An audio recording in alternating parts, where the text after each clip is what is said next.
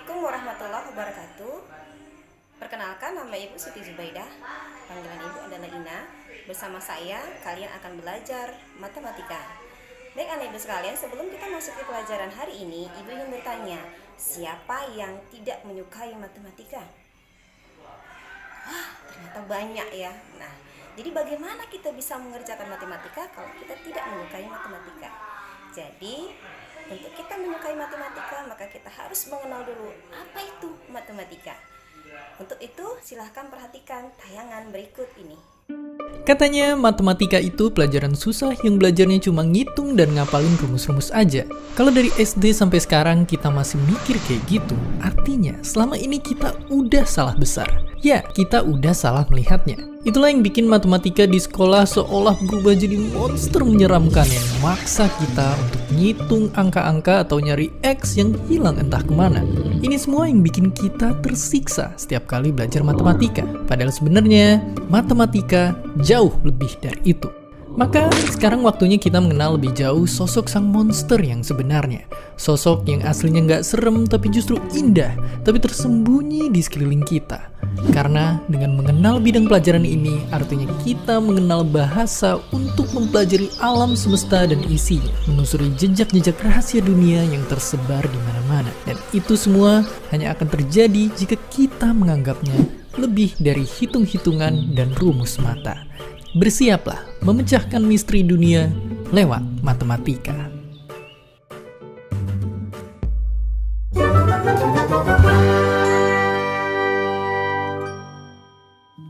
Coba tanya ayah kita, di mana dia menyimpan kotak perkakas.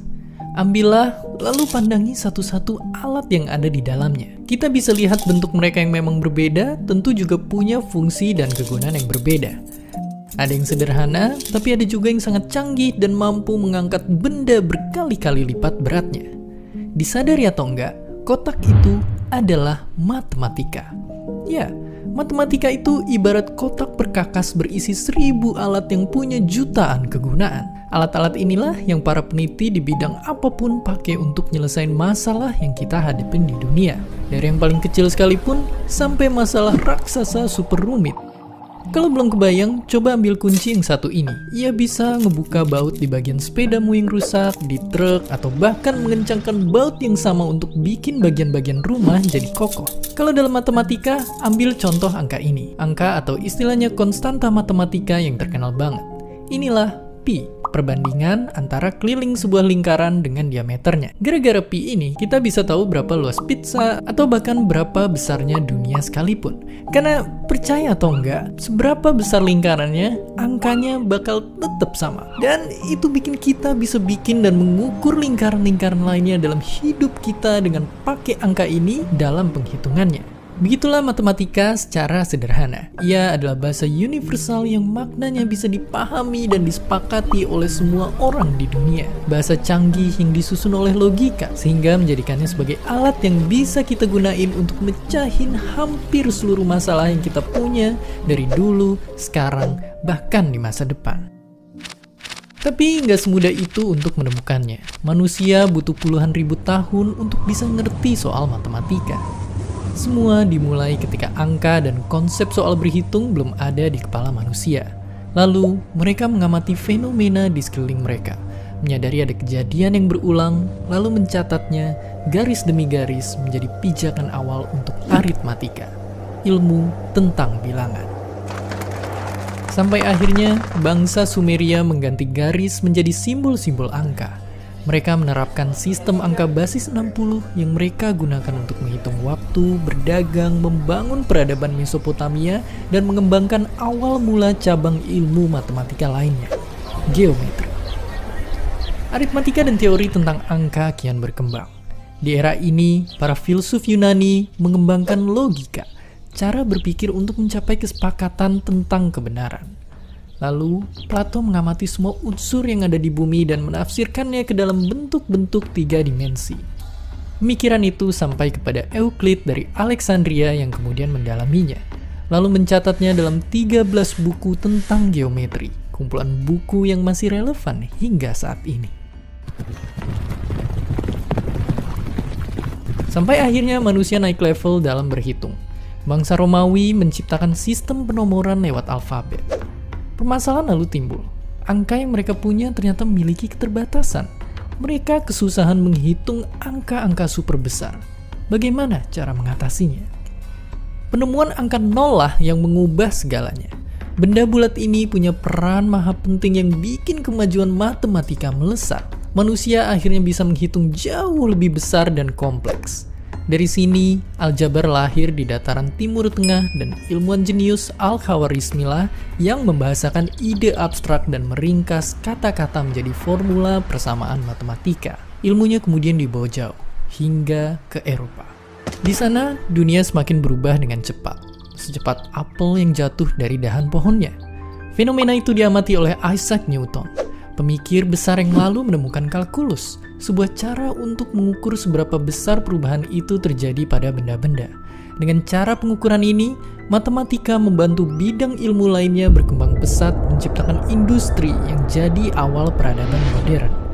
Dan kini, setelah mengamati ruang di alam semesta, manusia lalu menciptakan dunianya sendiri, yang mereka bangun dengan angka 0 dan 1, mencampurkan segala penemuan matematika dari era-era sebelumnya dan mencampurnya dengan penemuan-penemuan baru di era modern, membuat prediksi dan menciptakan peluang yang tak terhingga untuk penemuan-penemuan baru di masa depan.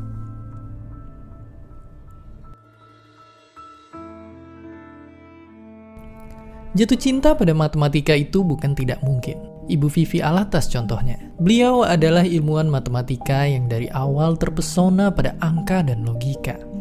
Masa kecilnya di sekolah dikelilingi oleh orang-orang yang membuatnya tertarik pada pelajaran yang dianggap susah ini.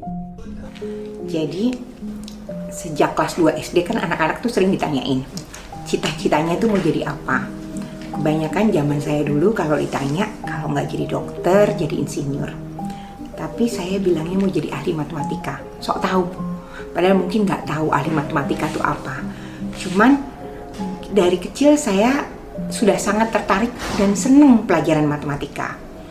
Ditambah lagi saya beruntung hampir selalu guru-guru matematika saya bukan hanya pintar, tetapi orang-orang yang menyenangkan.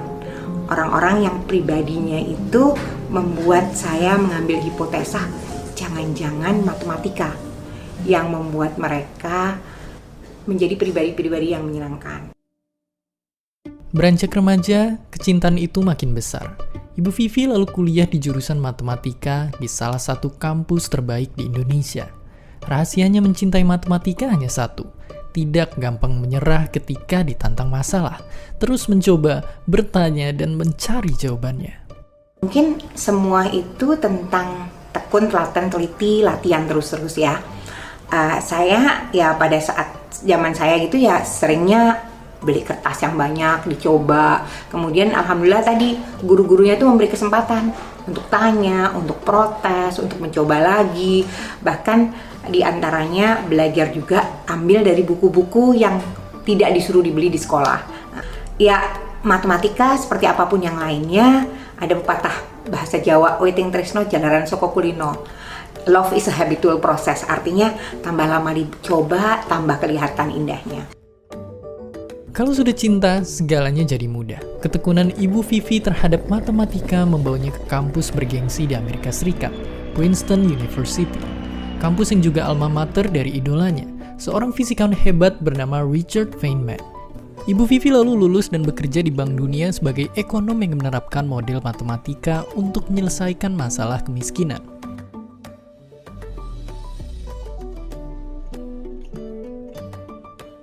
Jadi saintis di zaman ini di mana aja nggak susah, karena sekolahnya ada di mana aja. Artinya banyak sekali hal-hal asalkan niatnya kuat. Nah, yang tadi terus istiqomah, tekun, telaten, teliti. Kita mau belajar apa aja ya. Dari mulai kayak Khan Academy, Coursera, YouTube, Google, mau belajar apa aja ada. Yang penting terus mau dan percaya bahwa mampu. Kalau saya pikir semua orang bisa pintar, semua orang bisa menyukai matematika dan bisa matematika. Mungkin yang harus ditekankan adalah dasar-dasarnya punya. sehingga nggak keburu nggak suka duluan. Kalaupun nggak suka duluan, banyak cerita orang-orang yang terus mencoba melihat, akhirnya bisa melihat keindahannya. Kenapa belajar sains, belajar matematika penting saat ini? Dunia berubah. Sekarang ini era yang disebut dengan 4.0, digital teknologi dan sebagainya. Artinya yang harus kita lakukan, saya selalu bilang, revolusi mental yang paling penting adalah menjadi pembelajar sepanjang hayat. Nah, untuk menjadi pembelajar sepanjang hayat, kita lihat ke depan bahwa kebutuhan akan sains, teknologi, math itu sangat-sangat penting kalau Indonesia mau tidak ketinggalan. Bagi Bu Vivi, karir sebagai seorang matematikawan sangat terbuka lebar. Ketakutan bahwa belajar matematika susah bekerja itu pandangan usang. Karena nyatanya di dunia yang penuh dengan data dan statistik, belajar matematika adalah investasi penting untuk masa depan. Bukan cuma Indonesia, dunia butuh lebih banyak mathematician, dunia butuh lebih banyak orang yang terus mungkin juga bukan cuman mathematician per se, yang renaissance men, women yang mau mencoba merangkum, melihat semuanya. Bukan berlebihan kalau matematika disebut sebagai bahasa universal atau kode tentang alam semesta. Richard Feynman pun bilang, mustahil untuk memahami dan menjelaskan keindahan dunia ini tanpa memahami matematika. Begitu pentingnya matematika. Mungkin artinya kitalah yang mesti mulai ngubah cara pandang terhadap matematika.